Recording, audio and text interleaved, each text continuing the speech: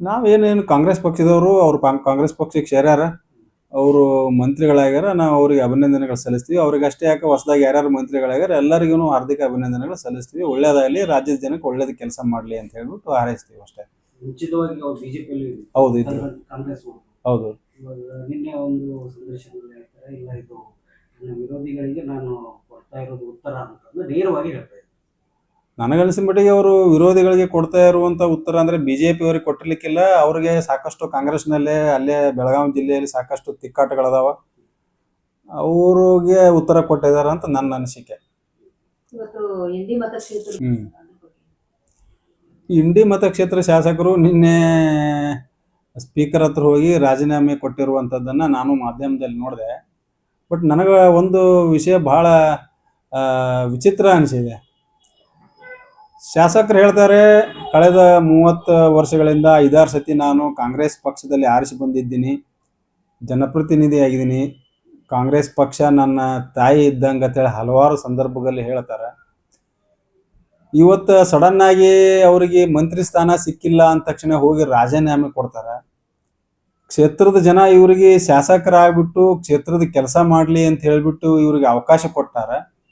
ಅಂದ್ರೆ ಕ್ಷೇತ್ರದ ಜನರ ಭಾವನೆಗಳು, ಅವರ ಕಾರ್ಯಕರ್ತರ ಭಾವನೆಗಳಿಗೆ ಬೆಲೆನೇ ಇಲ್ಲ ಅನ್ನಂಗೆ ಆಗ್ಬಿಡ್ತಲ್ಲ. ನಿಮ್ಮ ವೈಯಕ್ತಿಕ ಹಿತಾಸಕ್ತಿಗಾಗಿ ಕ್ಷೇತ್ರದ ಒಂದು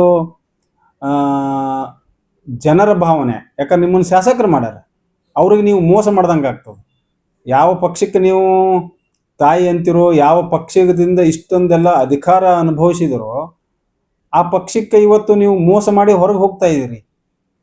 ನೀವು ಇನ್ನೊಂದು ಆರೋಪ ಏನು ಮಾಡ್ತಾ ಇದ್ದೀರಿ, ಕಾಂಗ್ರೆಸ್ ಪಕ್ಷದ ವರಿಷ್ಠರು ನನಗೆ ಮಾತು ಕೊಟ್ಟಿದ್ದಾರೆ, ಈ ಸಲ ನನಗೆ ಕನ್ಸಿಡರ್ ಮಾಡ್ತಾರೆ, ನನ್ನನ್ನು ಮಿನಿಸ್ಟರ್ ಮಾಡ್ತಾರೆ ಅಂತ ಹೇಳಿದ್ರಿ. ನೀವು ಕಾಂಗ್ರೆಸ್ ಪಕ್ಷದವ್ರು ನೀವು ಮಾತು ಕೊಟ್ಟಿದ್ದಾರೆ, ಮಾತಿನಂಗೆ ನಡ್ಕೊಂಡಿಲ್ಲ ಅಂತ ಹೇಳ್ಬಿಟ್ಟು ಕಾಂಗ್ರೆಸ್ ಪಕ್ಷಕ್ಕೆ ದ್ರೋಹ ಬಗೆದು ಇವತ್ತು ರಾಜೀನಾಮೆ ನೀವು ಕೊಟ್ಟಿದ್ದೀರಿ. ನಿಮ್ಮ ಹೈಕಮಾಂಡ್ ಮೇಲೆ ನೀವು ಆರೋಪ ಮಾಡ್ತಾ ಇದ್ದಾರೆ, ನನಗೆ ಮೋಸ ಮಾಡಿದ್ದಾರೆ ಅಂತ.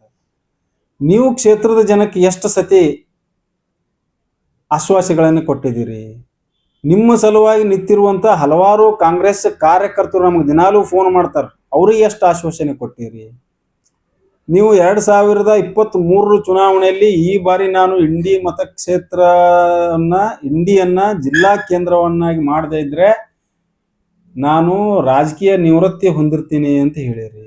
ನೀವು 3ನೇ ಸತಿ ಆರಿಸಿ ಬಂದಿದ್ದೀರಿ, ನಿಮ್ಮದೇ ಸರ್ಕಾರ ಇದೆ. ನೀವು ಯಾವತ್ತೂ ನಾನು ನನ್ನ ಕ್ಷೇತ್ರದ ಜನರಿಗೆ ಮಾತು ಕೊಟ್ಟಿನಿ, ನೀವು ಈಡೇರಿಸದೇ ಇದ್ರೆ ಸರ್ಕಾರದವರು ಅಂತಂದ್ರೆ ನಾನು ರಾಜೀನಾಮೆ ಕೊಡ್ತೀನಿ ಅಂತ ಎಂದಾದ್ರೂ ಹೇಳಿದ್ದೀರಾ? ನೀವು ಮತಕ್ಷೇತ್ರವನ್ನ ಒಂದೇ 1 ಎಕರೆ ನೀರಾವರಿಗೆ ನೀರಾವರಿ ಉಳಿಬಾರ್ದು, ಆ ರೀತಿ ಕೆನಲ್ಗಳನ್ನು ಅಭಿವೃದ್ಧಿ ಮಾಡ್ತೀನಿ, ಸಂಪೂರ್ಣ ನೀರಾವರಿ ಮಾಡ್ತೀನಿ ಅಂತೇಳಿ ಮತಕ್ಷೇತ್ರ ಜನರಿಗೆ ನೀವು ಮಾತು ಕೊಟ್ಟಿದ್ದೀರಿ. ಯಾವತ್ತಾದ್ರೂ ಆಗದೆ ಇದ್ರೆ ನಾನು ರಾಜೀನಾಮೆ ಕೊಡ್ತೀನಿ ಅಂತ ಅಂದಿದ್ದೀರಾ? ಇಂಡಿ ಮತಕ್ಷೇತ್ರದಲ್ಲಿ ಒಂದೇ ಒಂದು ರಸ್ತೆಗಳು ಉಳಿಲಾರ್ದಂಗ ನಾನು ಅಭಿವೃದ್ಧಿ ಮಾಡ್ತೀನಿ, ನನಗೇನೂ ಬೇಡ, ನನ್ನ ಕ್ಷೇತ್ರದ ಜನರಿಗೆ ಅನುಕೂಲ ಆಗಕ್ಕೆ ಅನುದಾನ ಕೊಡ್ರೆ ಸಾಕು ಅಂತ ಹಲವಾರು ಬಾರಿ ಹೇಳಿದ್ದೀರಿ. ಈಗ ಮಿನಿಸ್ಟರ್ ಸಿಕ್ಕಿಲ್ಲ ಅಂದ ತಕ್ಷಣ ನಾನು ರಾಜೀನಾಮೆ ಬಿಸಾಕ್ತೀನಿ ಅಂತ ಹೇಳ್ತಾ ಇದ್ದೀರಿ. ಅಂದ್ರೆ ನೀವು ಕ್ಷೇತ್ರದ ಜನಕ್ಕೆ ಕೊಟ್ಟಿರುವಂತಹ ಮಾತಿಗೆ ಬೆಲೆ ಇಲ್ಲ. ನಿಮ್ಮ ಹೈಕಮಾಂಡ್ದವರು ನಿಮಗೆ ಕೊಟ್ಟಿರುವಂತಹ ಮಾತಿಗೆ ನೀವು ಬೆಲೆ ಕಟ್ಟಿ ಇವತ್ತು ರಾಜೀನಾಮೆ ಕೊಡುವಂಥದ್ದು ಎಷ್ಟು ಸಮಂಜಸ? ನೀವು ಒಂದಲ್ಲ ಎರಡಲ್ಲ ಹಲವಾರು ವಾಗ್ದಾನಗಳನ್ನ ನೀಡಿದ್ದೀರಿ, ಯಾವ ವಾಗ್ದಾನಗಳನ್ನ ನೀವು ಪೂರೈಸಿಲ್ಲ. ಉದಾಹರಣೆಯಾಗಿ ಹೇಳ್ಬೇಕಪ್ಪ ಅಂತಂದ್ರೆ ನಮ್ಮ ಇಂಡಿ ಮತಕ್ಷೇತ್ರದಲ್ಲಿ ಒಂದು ರಸ್ತೆ ಇದೆ, 10,000 ಜನಸಂಖ್ಯೆಯನ್ನು ಹೊಂದಿರುವಂತ ಒಂದು ಊರು, ನಿಂಬಾಳ BK, ನಿಂಬಾಳ KD ಗ್ರಾಮ ಮತ್ತು ನಿಂಬಾಳ LT ಅನ್ನುವಂಥ ಗ್ರಾಮ. ಪೂರ್ತಿಯಿಂದ ಆ ಗ್ರಾಮಕ್ಕೆ ಹೋಗುವಂತ ರಸ್ತೆ ಆಗಿಬಿಟ್ಟು 20 ವರ್ಷ ಆಗಿದೆ. ನೀವು ನಂಬ್ತೀರಾ? 20 ವರ್ಷಗಳಿಂದ ನೀವು ಶಾಸಕರಾಗಿ 12-13 ವರ್ಷ ನಡೀತಾ ಇದೆ, ಮುಗಿಲಿಯಾಕೆ ಬಂದಿದೆ. ಇಲ್ಲಿವರೆಗೂ ಆ ಒಂದೇ ಒಂದು ರಸ್ತೆ ಅಭಿವೃದ್ಧಿ ಮಾಡೋಕ್ಕಾಗಿಲ್ಲ. 10,000 ಜನಸಂಖ್ಯೆ ಇರುವಂತ ರಸ್ತೆ ಯಾವ ಪರಿ ಇದೆ ಅಂದ್ರೆ ಅಲ್ಲಿ ಹೋಗೋರು ಬರೋರು ದಿನ ಶಾಪ ಹಾಕ್ತಾರೆ. ಈ 2 ಹೈವೇಗಳನ್ನ ಕನೆಕ್ಟ್ ಮಾಡುವಂತ ಒಂದು ರಸ್ತೆ ಮಾಡೋಕ್ಕಾಗಿಲ್ಲ ನಿಮ್ಮ ಮನೆ ಬರಕ. ಆದ್ರೆ ನಿಮಗೆ ಮಾತ್ರ ಸಚಿವ ಸ್ಥಾನ ಬೇಕು. ಕ್ಷೇತ್ರದ ಜನಕ್ಕೆ ಏನು ಬೇಡ. ಕ್ಷೇತ್ರದ ಜನ ಹಂಗೆ ಕೆಟ್ಟ ರಸ್ತೆಗಳಲ್ಲಿ ಅಡ್ಡಾಡ್ಬೇಕು. ಯುವಕರು ನಿರುದ್ಯೋಗವಂತರಿದ್ದಾರೆ. ನೀರಾವರಿ ಪ್ರತಿ ವರ್ಷ ಕೆನಲ್ಗಳಿಗೆ ಸಾಕಷ್ಟು ಅನುದಾನ ಬಂದ್ಬಿಟ್ಟು ಕೆನಲ್ ರಿಪೇರಿ ಕಾರ್ಯ ಹಮ್ಮಿಕೊಳ್ತಾರ. ಮತ್ತೆ ಮುಂದಿನ ವರ್ಷ ಕೆನಲ್ ಬರೋಷ್ಟರಲ್ಲಿ ಕೆನಲ್ ಹಾಳಾಗಿ ನೀರು ಎಲ್ಲೋ ಹರಿದು ಹೋಗ್ತಾರೆ. ನೀವು ಜನರಿಗೆ ಕೊಟ್ಟಿರುವಂತಹ ವಾಗ್ದಾನಗಳನ್ನ ಮೊದಲು ನೀವು ಪೂರೈಕೆ ಮಾಡ್ರಿ. ನೀವೇ ಶಾಸಕರಿದ್ದೀರಿ, ನಿಮ್ದೇ ಸರ್ಕಾರ ಇದೆ, ನೀವು ಮಿನಿಸ್ಟ್ರಿಪ್ ತಗೊಂಡು ಏನು ಮಾಡೋರದಿರಿ? ಮೊದಲು ಕ್ಷೇತ್ರ ಅಭಿವೃದ್ಧಿ ಮಾಡ್ರಿ. ಬರೇ ನಿಮ್ಮ ಸ್ವಾರ್ಥ ಸ್ವಹಿತಾಸಕ್ತಿಗೆ ಈ ತರ ಮಾಡಿದ್ರೆ ಬರುವಂತ ದಿನಮಾನಗಳಲ್ಲಿ ಜನ ನಿಮ್ಗೆ ತಕ್ಕ ಪಾಠ ಕಲಿಸ್ತಾರ ಅಂತ ನಾನು ಹೇಳಲು ಬಯಸ್ತೀನಿ. 70 ವರ್ಷಗಳಿಂದ ನನಗೆ ನಮ್ಮ ಮತಕ್ಷೇತ್ರದ ಒಬ್ಬ ಶಾಸಕರು ಸಚಿವರಾದ್ರೆ ನಮ್ಗೆ ಸಂತೋಷನೇ ಇದೆ. ನಮಗೇನು ಇನ್ನು ಸಚಿವರಾದ್ರೆ ಇನ್ನೂ ಹೆಚ್ಚಿನ ಕೆಲಸ ಕಾರ್ಯಗಳಾಗ್ತಾವ, ಇನ್ನೂ ಹೆಚ್ಚಿನ ಅನುದಾನ ತರ್ತಾರ. ಸರಿ, ನೀವು ನಿಮ್ಮ ಪಕ್ಷದವರೇ ವಿರೋಧ ಮಾಡಕತ್ತೀರ, ನೀವೇ ಹೇಳಕತ್ತೀರಿ. ನಿಮ್ ಜೊತೆ ಒಬ್ಬರು ಶಾಸಕರಿಲ್ಲ ಇಡೀ ಜಿಲ್ಲೆ ಒಳಗ. ನಿಮ್ ಪಕ್ಷದ ನಿಮ್ಮನ್ನ ಶಿವಾನಂದ ಪಾಟೀಲ್ ಅವ್ರ ಜೊತೆ MB ಪಾಟೀಲ್ ಅವ್ರ ಜೊತೆ ಕಂಪೇರ್ ಮಾಡ್ಕೊಳ್ತಾ ಇದ್ದೀರಿ. ಶಿವಾನಂದ ಪಾಟೀಲ್ ಅವರು MB ಪಾಟೀಲ್ ಅವರು ಈ ಜಿಲ್ಲೆಯಲ್ಲಿ ಕಾಂಗ್ರೆಸ್ನಾಗ ದೊಡ್ಡ ಆಲದ ಮರಗಳವರು. ಅವರು ಇವನ್ ಅಪ್ಪಾಜಿ ನಾಡಗೌಡ ದೊಡ್ಡ ಬೇರುಗಳನ್ನು ಹೊಂದಿರುವಂತ ದೊಡ್ಡ ಆಲದ ಮರ ಅವರು. ನೀವು ಅವ್ರ ಜೊತೆ ಸೌಹಾರ್ದಯುತವಾಗಿ ಹೊಂದಾಣಿಕೆಯಿಂದ ಹೋಗಿದ್ದಾರೆ, ನಿಮ್ಗೆ ಏನಾದ್ರು ಸಿಗುವಂತ ಅವಕಾಶ ಇರಬಹುದಿತ್ತೇನೋ ಅಂತ ನನ್ನ ಅನಿಸಿಕೆ. ನೀವು ಅವ್ರನ್ನು ವಿರುದ್ಧ ಹಾಕೊಂಡಿದ್ದೀರಿ. ಇಲ್ಲಿ ಕ್ಷೇತ್ರದಲ್ಲಿ ಕೊಟ್ಟಿರುವಂತಹ ಮತದಾರರಿಗೆ ಕೊಟ್ಟಿರುವಂತಹ ವಾಗ್ದಾನಗಳನ್ನ ಪೂರೈಕೆ ಮಾಡ್ಲಿಕ್ಕೆ ತಯಾರಿಲ್ಲ. ನೀವು ಬರೇ ಸುಳ್ಳು ಹೇಳ್ಕೋತ ಭಂಡತನದಿಂದ 5,000-6,000 ಕೋಟಿ ಅನುದಾನಗಳ ಬಂದಾವಂತ ತಂದೀನಿ ನಾನು. ನಾ ಭೂತೋ ನಾ ಭವಿಷ್ಯತಿ, ಅಷ್ಟೊಂದು ಅನುದಾನ ಎಲ್ಲಿದೆ? ಅನುದಾನ ಯಾವ ಅಭಿವೃದ್ಧಿ ಕೆಲಸ ಆಗಿದೆ? ಇಂಡಿ ಮತಕ್ಷೇತ್ರದಲ್ಲಿ ಜನ ನರಳ್ತಾ ಇದ್ದಾರೆ ಇವತ್ತು. ಅಷ್ಟೊಂದು ಕೆಟ್ಟ ರಸ್ತೆಗಳಿದೆ, ಅಷ್ಟೊಂದು ಈಗ ಈ ಗ್ಯಾರಂಟಿ ಯೋಜನೆಗಳು ಪುಗ್ಸಟ್ಟೆ ಬಸ್ನಾಗ ಅಡ್ಡಾಡಕ್ ಬಿಟ್ಟು ರಸ್ತೆಗಳನ್ನ ಮಾಡ್ತಾ ಇಲ್ಲ. ಈಗ ಜನ ಮುಂದಿನ ಚುನಾವಣೆಯಲ್ಲಿ they have to choose whether they want a free schemes or they want to go in a bad roads. ಒಳ್ಳೆ ರಸ್ತೆಗಳು ಬೇಕಾ ಅಥವಾ ಪುಗ್ಸಟ್ಟೆ ಬಸ್ನಾಗ ಅಡ್ಡಾಡ್ಬೇಕಾ? ಈ ಒಂದು ಯಾವುದು ಫ್ರೀ ಕೊಟ್ಟಿರುವಂತ ಯೋಜನೆಗಳಿಂದ ಯಾವುದಕ್ಕೆ ಜನಕ್ಕೆ ಲಾಭ ಇಲ್ಲ. ಏನು ನೀವು ನೀರು ಕೊಡ್ರಿ ಜನರಿಗೆ, ರೈತರಿಗೆ ವಿದ್ಯುತ್ ಕೊಡ್ರಿ, ಉತ್ತಮ ರಸ್ತೆಗಳನ್ನು ಕೊಡ್ರಿ, ಯುವಕರಿಗೆ ಉದ್ಯೋಗ ಕೊಡ್ರಿ, ಮನೆ ಇರ್ಲಾರ್ದವ್ರಿಗೆ ಮನೆ ಕೊಡ್ರಿ. These are the requirements of common minimum requirements. ಮೂಲಭೂತ ಸೌಕರ್ಯಗಳು ಇವು ಕೊಡ್ಬೇಕು. ಎಲ್ಲೋ ಪುಗ್ಸಟ್ಟೆ ಕರೆಂಟ್ ಕೊಟ್ಟೆ, ಪುಗ್ಸಟ್ಟೆ ಬಸ್ನಾಗ ಅಡ್ಡಾಡಕ್ ಕೊಟ್ಟೆ ಅಂದ್ರೆ ರಾಜ್ಯದ ಆರ್ಥಿಕತೆ ಹಾಳಾಗ್ಯದ. ಇಡೀ ರಾಜ್ಯಾದ್ಯಂತ ಇವತ್ತು ಜನ ಏನೇನೋ ಅಭಿವೃದ್ಧಿ ಇಲ್ಲ ಅಂತ ಹೇಳ್ಬಿಟ್ಟು ಹೇಳ್ತಾರೆ.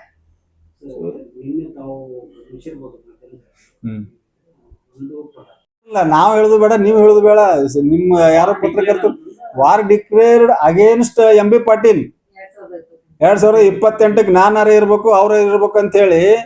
It is the war declared against their party leader only. Gimmick ಎಲ್ಲ ಸ್ವಾರ್ಥ ಸಾಧನೆ. ನಾನು ಇರ್ಬೇಕು, ನಾನೇ ಆಗ್ಬೇಕು, ನಾನು ಮಿನಿಸ್ಟರ್ ಮಾಡಬೇಕು. ಅವರವರಲ್ಲಿರುವಂತಹ ಗೊಂದಲಗಳನ್ನ ಅವರವ್ರ ಬಗೆಹರಿಸ್ಕೋಬೇಕು, ಹೊರತಾಗಿ ಅದನ್ನ ಜನರ ಮೇಲೆ ಹೇರ್ಬಾರ್ದು. ಜನರಿಗೆ ಅಭಿವೃದ್ಧಿ ಕೆಲಸ ಆಗ್ಬೇಕು.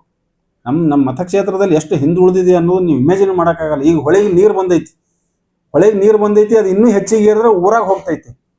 ಎಷ್ಟೋ ಜನ ಇನ್ನೂ ತಗಡಿನ ಶೆಡ್ಡಿನ ಮನ್ಯಾಗ ಅದಾರ, ಮನೆಗಳು ಕುಸಿದು ಬೀಳ್ತಾವ, ಮಣ್ಣಿನ ರಿಹ್ಯಾಬಿಟೇಷನ್ ಆಗ್ಬೇಕು. ಎಷ್ಟೋ ಸತಿ ವಾಗ್ದಾನ ಕೊಟ್ಟಾರ, ಹೊಸ ಮನೆಗಳನ್ನ ಹೊಸ ಏರಿಯಾ ಕಟ್ಟಿಕೊಟ್ಟಿವಿ. ಅದು ಆಗಿಲ್ಲ. ಅದನ್ನ ಮಾಡದೇ ಇದ್ರೆ ರಾಜೀನಾಮೆ ಕೊಡ್ತೀನಿ ಅಂತಂದ್ರೆ ನಾವು ಹೌದು ಅಂತಿದ್ದೀವಿ. ಯಶವಂತರಾವ್ ಗೌಡ್ರಿಗೆ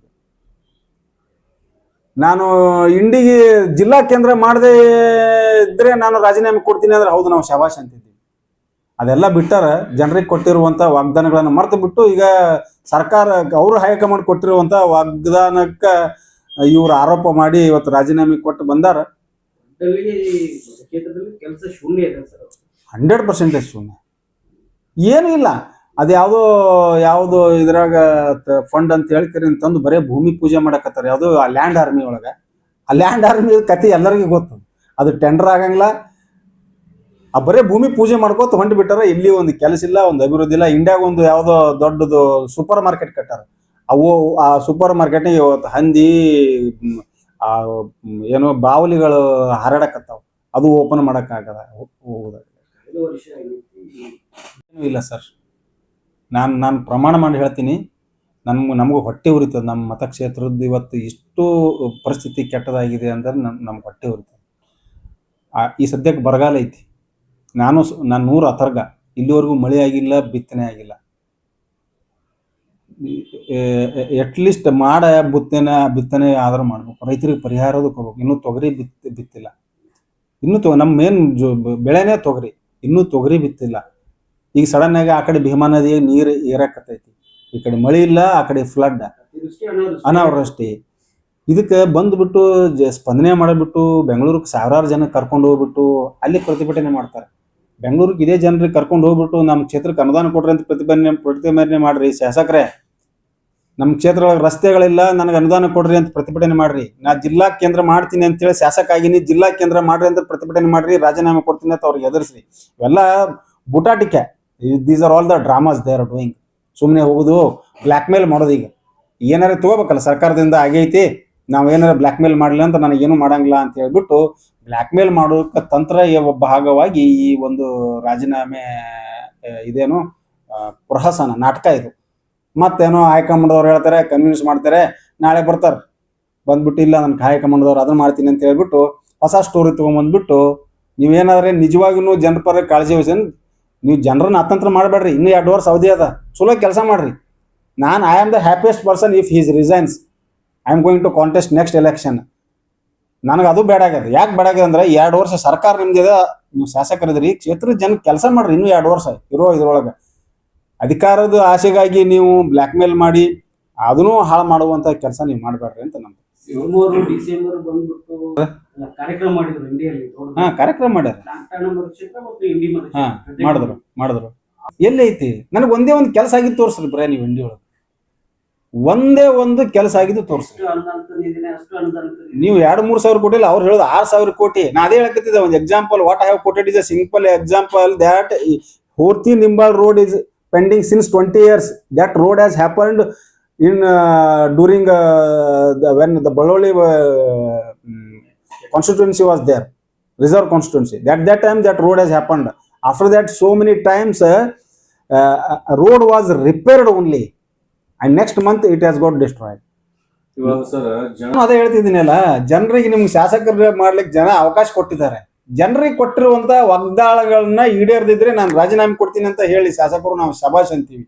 ಕ್ಷೇತ್ರದಾಗ ರಸ್ತೆಗಳಿಲ್ರಿ, ಎಷ್ಟೋ ರಸ್ತೆಗಳು ಇವರೇ 13-14 ವರ್ಷದಿಂದ ಶಾಸಕರದಾರೆ. ಕೆಲವೊಂದು ರಸ್ತೆಗಳು ಇನ್ನೂವರೆಗೂ ಆಗಿಲ್ಲ. ನನ್ನ ಹೆಸರು ಹೇಳ, ಒಂದು 20 ರಸ್ತೆಗಳ ಹೆಸರು ಹೇಳ್ತೀನಿ, ಇಲ್ಲೇ ಕುಂತಲ್ಲಿ ಹೇಳ್ತೀನಿ. ಮನೆನೇ ಒಂದು ರಸ್ತೆ ಒಂದು 5 ಕಿಲೋಮೀಟರ್ ಮಾಡಕ್ಕೆ ಹಿರೇಮಸಳಿಗೆ ಹೋದ್ರೆ ಊರಾಗಿನವ್ರು ಬಿಟ್ಕೊಳ್ಳಿಲ್ಲ, ಊರ ಹೊರಗೆ ಕಾರ್ಯಕ್ರಮ ಮಾಡಿ ಬಂದ್ರು. ಆ ಪರಿ ಕೆಟ್ಟ ರಸ್ತೆಗಳು, ನೀ ಬರಬೇಡ ನಮ್ಮ ಊರಿಗೆ ಅಂತ ಹೇಳ್ಬಿಟ್ಟು ಊರ್ ಹೊರಗಡೆ ಕಾರ್ಯಕ್ರಮ ಮಾಡಿ ಊರಿಂದ ಊರಿಗೆ ಎಷ್ಟೋ ಊರುಗಳಿಗೆ ಇವ್ರು ಬರೋದು ಕಾಯ್ತಾ ಇದಾರೆ.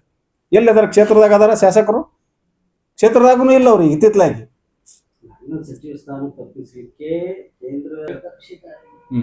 ಅದು ಅವ್ರಿಗೆ ಗೊತ್ತದ, ನಾವ್ ಹೆಂಗ್ ಹೇಳೋಣ.